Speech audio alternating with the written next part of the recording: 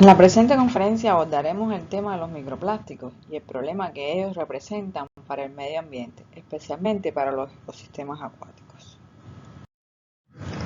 Los plásticos son probablemente los materiales más utilizados en el campo doméstico e industrial debido a su alta resistencia a la corrosión y degradación, baja densidad, baja conductividad eléctrica y térmica y sobre todo por su bajo costo de producción.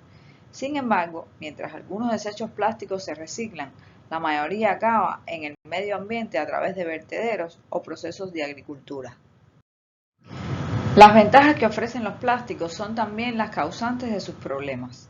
Su baja tasa de descomposición, su alta demanda y la eficiente gestión de residuos provocan que los plásticos se acumulen en el ambiente, causando efectos devastadores. Se estima que desde 1950 hasta 2018 se han producido más de 8.300 millones de toneladas de plástico virgen en todo el mundo y se han generado más de 6.300 millones de toneladas de residuos plásticos. Solo en el 2018 se produjeron 366 millones de toneladas, como se muestra en la figura. De los más de 8.300 millones de toneladas de plástico, el 9% fue reciclado, el 12% fue incinerado y el 79% fue dispuesto en vertederos y el ambiente natural. Tal y como se observa en las figuras presentadas hasta el momento, la generación de residuos plásticos es un problema ambiental de carácter global que en los últimos años se ha intensificado considerablemente. Una vez que estos materiales entran al ambiente, se van degradando lentamente para dar lugar a partículas más pequeñas. Al ir aumentando el tiempo de exposición, los procesos de degradación continuarán y producirán incluso partículas más pequeñas todavía conocidas como microplásticos. Del conjunto global de los plásticos, los microplásticos constituyen un componente importante del problema que representan los plásticos y recientemente se ha descubierto que el impacto que ejercen en el ambiente es mayor de lo que se pensaba. Existen diferentes descriptores que se emplean para clasificar a los contaminantes plásticos. Uno de los fundamentales es el tamaño. Según su tamaño, los desechos plásticos en medio ambiente se pueden dividir en 5 categorías. Nanoplásticos, aquellos que son menores a 0,03 centímetros. Microplásticos, menores de 0,5 centímetros. Mesoplásticos, los que se encuentren entre 0,5 y 5 centímetros, los macroplásticos entre 5 y 50 centímetros y megaplásticos aquellos que tengan un tamaño mayor a los 50 centímetros. Por su importancia e impacto sobre el medio ambiente, en la conferencia nos centraremos en los microplásticos. No existe un consenso universal en la definición de microplásticos. Hartmann y colaboradores en el 2019 propusieron un marco de referencia para la definición y clasificación de desechos plásticos, dentro de los cuales se encuentran los microplásticos.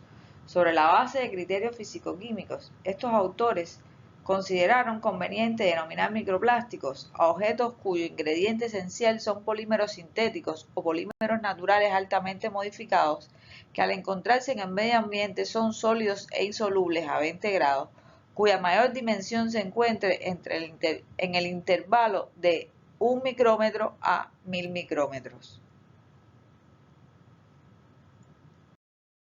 Los microplásticos pueden clasificarse de acuerdo a su forma, el color, el origen y la estructura. En función de su forma se pueden describir como microperlas, noodles, fibras, espuma y fragmentos como se muestra en la figura 6. Estos a su vez se pueden dividir en microplásticos primarios y secundarios según sus fuentes.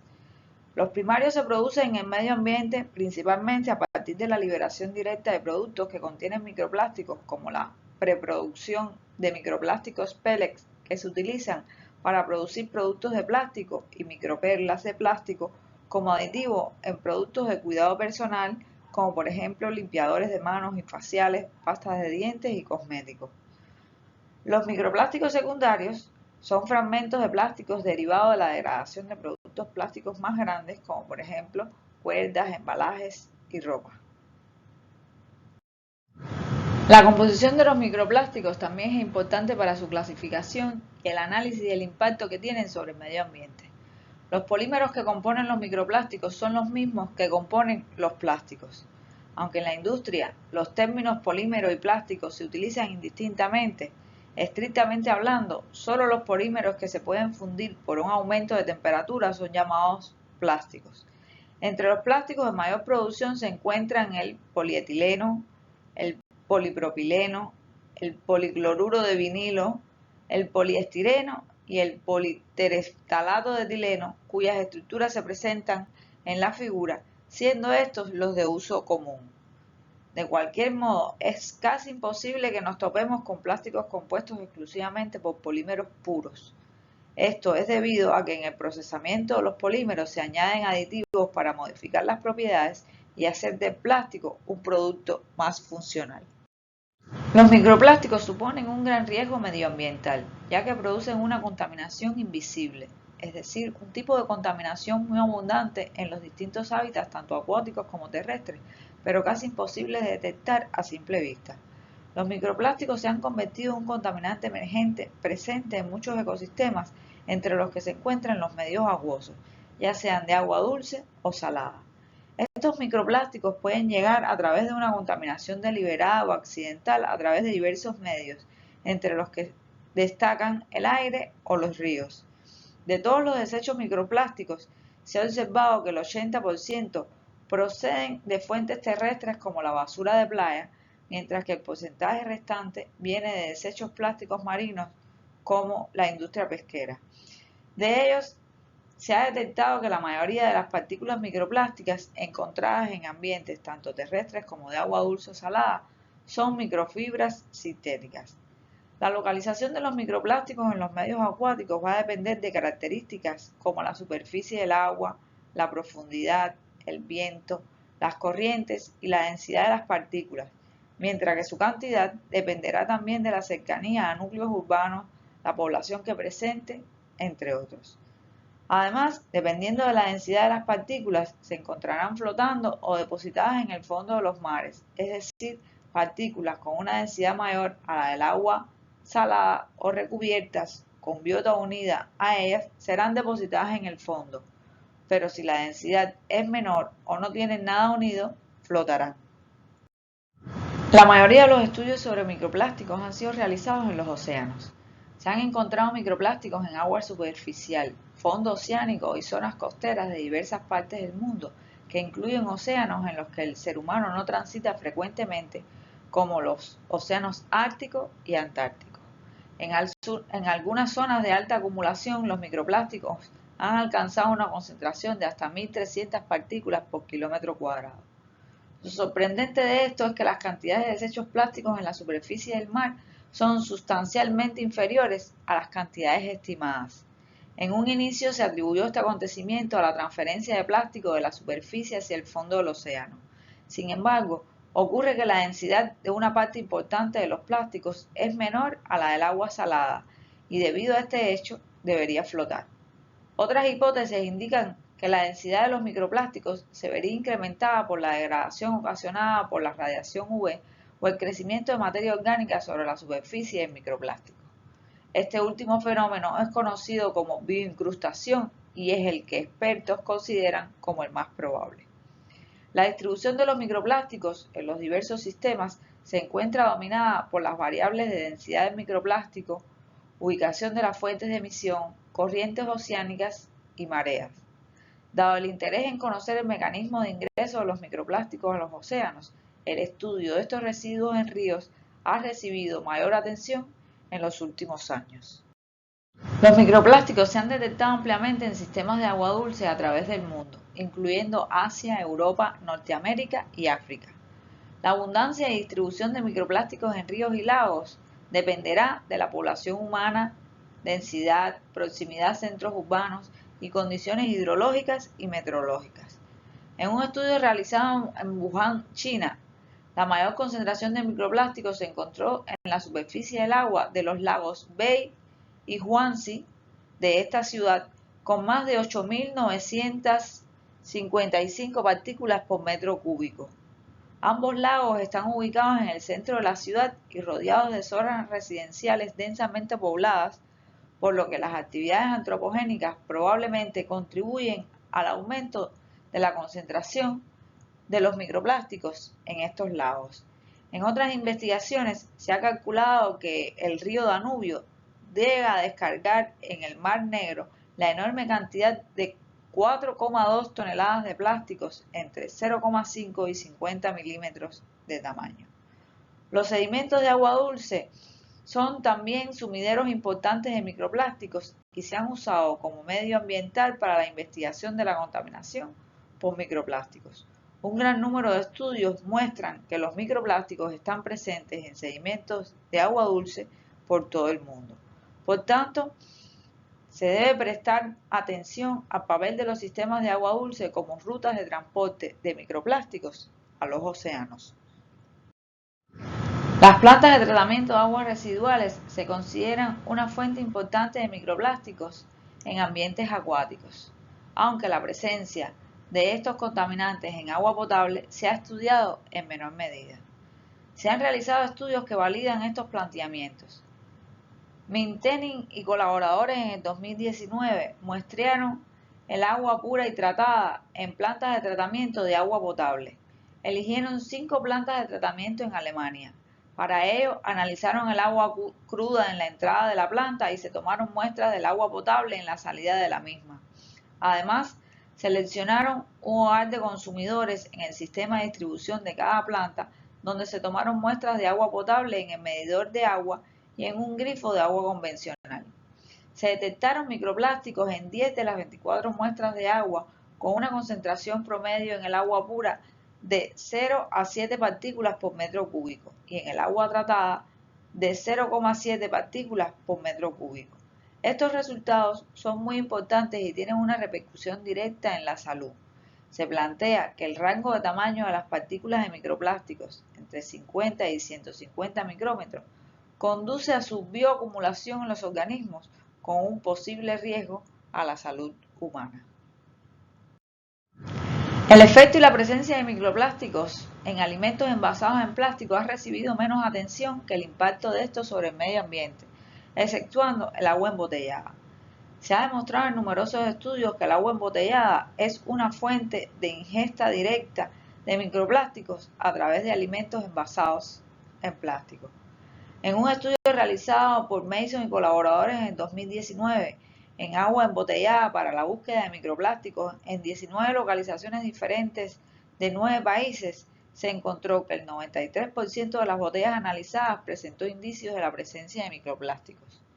La mayor parte fueron fragmentos para un 66% y en segundo lugar se encontraron fibras de plástico.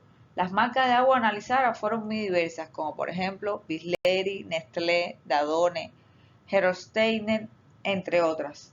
En países como Indonesia, Estados Unidos, Italia, Alemania, México, Francia, China, Brasil y Reino Unido. Se observó una gran variabilidad de valores en los resultados, desde 0 densidades de plásticos por litro hasta 4.692 partículas por litro en una misma marca. Teniendo en cuenta la amplia presencia de los microplásticos en diversos ecosistemas naturales y otros sistemas, el impacto que tienen en el medio ambiente es indiscutible. Uno de los impactos más importantes está relacionado con la interacción de estas pequeñas partículas de plástico con una gran diversidad de sustancias químicas, destacándose dentro de estas los compuestos orgánicos persistentes. Las moléculas orgánicas, principalmente apolares, pueden interaccionar con la superficie y el interior hidrófobos de los microplásticos mediante los eventos de absorción y desorción. La absorción está dominada por la polaridad de las moléculas, la absorción por el grado de empaquetamiento de los polímeros que componen el microplástico y finalmente la desorción vendrá determinada por la salinidad del medio en que se realice esta interacción. En este último fenómeno, uno de los más críticos porque no solo se liberan los aditivos y monómeros sin reaccionar de los microplásticos, sino todos los compuestos orgánicos persistentes que se hayan absorbido sobre ellos y hayan sido transportados de un lugar a otro. Como por ejemplo, bifenilos policlorados hidrocarburos policíclicos aromáticos, talatos, difenyléteres polibromados, entre otros. Estudios ecotoxicológicos han mostrado la acumulación de microplásticos en diversos grupos de organismos acuáticos, incluyendo organismos planctónicos, invertebrados y vertebrados. Sin embargo, la evidencia de la ingestión de microplásticos en organismos de agua dulce es mucho más limitada que en los organismos marinos, tanto en el número de investigaciones realizadas como en el número de especies investigadas. La acumulación de microplásticos en organismos acuáticos está determinada, en parte, por las propiedades físico-químicas, dígase tamaño y forma de las partículas de plástico. En general, los microplásticos más pequeños van a ser mucho más fáciles de ingerir por los organismos acuáticos. Los microplásticos pueden bioacumularse. En un estudio realizado por Gray y Weinstein en el 2017 sobre la acumulación de microplásticos de diferentes tamaños por el camarón Palaemonetes pugio, mostró que se acumularon más fragmentos de plástico que esferas y fibras. Los microplásticos pueden ser consumidos por los organismos acuáticos a través de varias rutas fisiológicas, pudiendo llegar posteriormente a diferentes tejidos u órganos, especialmente al estómago, intestino y tracto digestivo. Varios estudios de organismos acuáticos han demostrado lo dañino y letal que pueden ser los efectos de los microplásticos, tanto a nivel individual, celular y molecular. A nivel individual, en algunas especies se ha observado una disminución de la tasa de ingestión, en su capacidad de alimentación, asimilación, eficiencia, energía y velocidad de natación, entre otras, pudiendo llegar a la inanición y a la muerte del organismo.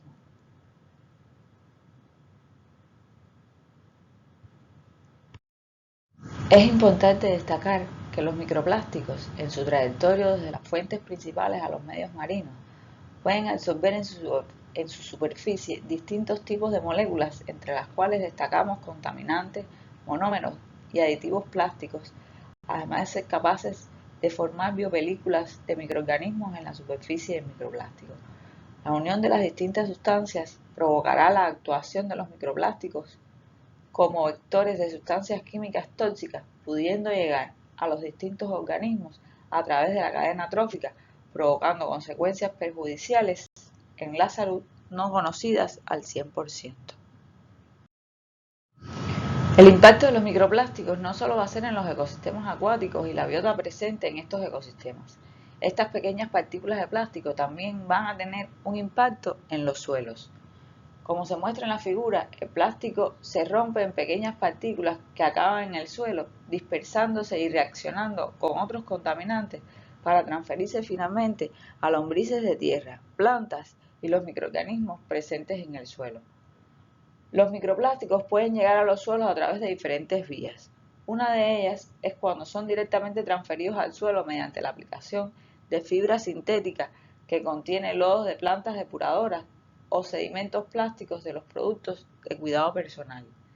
En un estudio realizado por Browne y colaboradores en 2011, se recolectaron muestras de aguas residuales y encontraron fibras de poliéster en un 67% y acrílicas en un 17% como principales componentes plásticos. Cuando los lodos residuales se aplican a tierras de cultivo como fertilizante biosólido, grandes cantidades de microplásticos son vertidos a los suelos. La contaminación de microplásticos en el suelo no puede desligarse de los incontables usos de los productos plásticos desechables. El polietileno, por ejemplo, se usó como película de plástico en 1938 y luego se extendió aplicándolo como acolchado plástico en agricultura. Este acolchado plástico es un material con el que se cubre el suelo para proteger el cultivo, por lo que su llegada al mercado revolucionó la producción comercial de cultivos seleccionados, como por ejemplo fresas, como se muestra en la fotografía. Es importante destacar que los microplásticos son capaces de absorber metales pesados en su superficie. Se ha demostrado que el proceso geoquímico puede ocurrir entre los metales pesados y los microplásticos después de su liberación en el suelo. Actualmente, Debido a las características físico-químicas de cada material, como el área superficial específica y la polaridad molecular, el rango de absorción de metales en microplásticos puede diferir en gran medida. Además, como los microplásticos se degeneran durante la degradación de la luz ultravioleta, su capacidad de absorción para metales pesados puede cambiar. Por ejemplo, Bandon y colaboradores en 2017 encontraron que después de 2000 horas de irradiación ultravioleta, los microplásticos incrementaron la cantidad de absorción de cobre y zinc. Por lo tanto, el envejecimiento de los microplásticos puede absorber altas concentraciones de metales pesados y plantear una mayor amenaza ecológica. Por otra parte, como los antibióticos se utilizan en gran medida en la cría de animales para prevenir infecciones de organismos patógenos, el exceso de antibióticos se excretará a la tierra junto al estiércol animal. En zonas rurales, la fertilización orgánica es utilizada para promover el crecimiento de frutas y verduras que a menudo se plantan en invernaderos de plástico. Por lo tanto, hasta cierto punto, la amplia aplicación del uso de fertilizantes orgánicos y de las capas de vinilo al mismo tiempo puede conllevar la contaminación combinada de antibióticos y microplásticos. Otro de los ecosistemas que no escapa al impacto de los microplásticos es el aire. En el aire se pueden encontrar diferentes tipos de fibras. Estas pueden ser naturales o hechas por el ser humano. En todo el mundo, durante el año 2016, se produjeron más de 90 millones de toneladas de fibras textiles. El riesgo de inhalar estas fibras de microplástico, seguido de la extendida contaminación dentro de los diferentes compartimentos ambientales, merece especial atención, debido a la escala de su producción mundial y su potencial para fragmentarse en fibras más pequeñas y más biodisponibles. La exposición de los microplásticos del aire depende de la amplia distribución de sus fuentes. Los textiles sintéticos, erosión de neumáticos sintéticos de goma y el polvo de las ciudades son una importante fuente primaria de microplásticos y se estima que los transferidos por el viento son responsables de alrededor de un 7% de la contaminación de los océanos. Debido a la presencia elevada de los microplásticos en todos los ecosistemas, como hemos demostrado hasta el momento, los microplásticos tendrán un impacto negativo directo sobre la salud humana. El cuerpo humano está expuesto a microplásticos a través de la ingestión de la comida que contiene microplásticos, la inhalación de microplásticos que residen en el aire y por contacto dérmico de estas partículas contenidas en productos textiles o en el polvo, como se resume en la figura. La ingestión es considerada la mayor ruta de exposición humana a los microplásticos. Si nos basamos en el consumo de productos alimenticios, se estima en torno a 39.000 a 52.000 partículas por persona por año. Las partículas pueden alcanzar el sistema gastrointestinal a través de los productos alimenticios contaminados o a través del aclaramiento mucociliar después de la inhalación, posiblemente llevando a una respuesta inflamatoria, incrementando la permeabilidad y cambiando la composición y el metabolismo de la microbiota intestinal. Los microplásticos se han encontrado en alimentos como mejillones, pescados comerciales, sal de mesa, azúcar y botellas de agua. Por tanto, la exposición humana a través de la ingestión está probablemente relacionada con nuestra comida y el ambiente contaminado con microplásticos. Ahora bien, la contaminación del aire está asociada con la mortalidad debido al cáncer de pulmón y enfermedades cardiovasculares que ésta puede producir en las personas. De hecho, incluso las partículas con baja toxicidad pueden llevar a enfermedades en individuos susceptibles, especialmente cuando los mecanismos de eliminación para estos microplásticos están dañados. El contacto dérmico con microplásticos se considera como la ruta de exposición menos significativa, a pesar de que se cree que los nanoplásticos pueden atravesar la barrera dérmica. Dentro de las diferentes moléculas capaces de absorberse a la superficie de los microplásticos se encuentran los antibióticos, y es importante que mencionemos esta interacción por el impacto que tiene tanto en la salud como en el medio ambiente. Esta unión de microplástico y antibiótico permite una dispersión a largo alcance y una posible entrada a la cadena trófica, pudiendo llegar a los animales e incluso a los seres humanos, y de esta forma contribuir a la multiresistencia de la microbiota normal, especialmente la del tracto gastrointestinal. Por tanto, la unión de estos dos peligrosos contaminantes, ambos emergentes, aumenta la capacidad de poner en peligro el medio ambiente y los seres humanos que en él habitan. Esta interacción no va a ser igual de efectiva entre todos los microplásticos y todos los antibióticos, sino que dependerá de las características que presenten ambos y además de las características del medio donde se produzca esta interacción. Las uniones entre ambos compuestos se van a producir gracias a la formación de interacciones electrostáticas entre ambos compuestos. Entre ellas nos encontramos con interacciones no específicas de Van der Waals, interacciones electrostáticas e interacciones por puentes de hidrógeno entre el grupo amida del microplástico y el grupo carboxilo del antibiótico. Cuantas más de estas interacciones exista entre microplástico y antibiótico, más fuerte será su unión y por tanto más difícil resultará su separación y más lejos serán capaces de llegar en el medio ambiente. En Cuba, los estudios realizados para la búsqueda de microplásticos en ecosistemas acuáticos son muy pocos. Uno de los más recientes es realizado por especialistas del Departamento de Estudio de la Contaminación Ambiental del Centro de Estudios Ambientales de Cienfuegos, CEAC. Entre los principales resultados se encontró la presencia de microplásticos en el agua de mar de la bahía de Cienfuegos. En todas las estaciones de la bahía para los dos periodos, seco y lluvioso, con 49.562 y 5.093 microplásticos por metro cúbico, respectivamente, así como en el sedimento con 357 y 852 partículas de microplásticos por kilogramo, respectivamente. Estos valores resultaron superiores que los registrados en la literatura en la mayoría de los casos, siendo esta la principal conclusión del estudio realizado. Este trabajo constituye el primer acercamiento al estudio de los microplásticos en ecosistemas costeros de Cuba, de ahí la novedad del mismo. Como contaminantes emergentes, los microplásticos se han encontrado en todo tipo de ambientes, indicando la gran distribución de este contaminante, como hemos demostrado en la conferencia. Por todo lo expuesto, la cuantificación de microplásticos presentes en los ecosistemas es de vital importancia para determinar la magnitud del problema de la contaminación por estos residuos plásticos. Y por supuesto, deben tomarse medidas de control de fuentes, remediación y limpieza de estos contaminantes. En primer lugar, más países deberían concienciarse en reducir los plásticos tanto de origen industrial como los generados en productos del hogar. En segundo lugar, se debería hacer una utilización y circulación más eficiente para disminuir el consumo que existe actualmente. Además, se debería potenciar una eliminación más eficiente de microplásticos en las plantas de tratamiento de agua potable y por último, se deberían desarrollar estrategias de tecnología de limpieza y biorremediación para eliminarlos.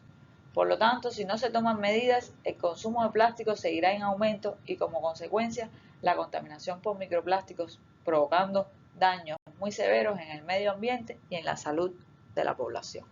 Muchas gracias.